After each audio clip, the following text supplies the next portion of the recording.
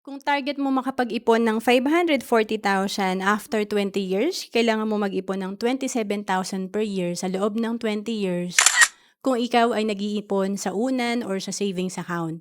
Pero alam mo bang mas mabilis mag-grow ang pera mo kung nakalagay ito sa investment kagaya ng sa Kaiser, na instead na 20 years ka mag-iipon, 7 years ka lang mag-iipon ng 27,000 per year. Ang projected fund mo after 20 years nasa 524,000. And dito sa Kaiser, kung nag-start ka at the age of 26, after 20 years kasi, good as cash na ang pera natin dito sa Kaiser. Or, yung fund natin, pwede na natin kunin, mature na.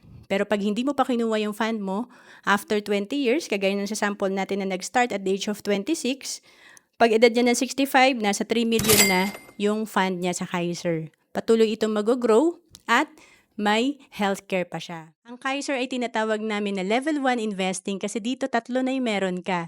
Dito meron kang healthcare, life insurance, at investment.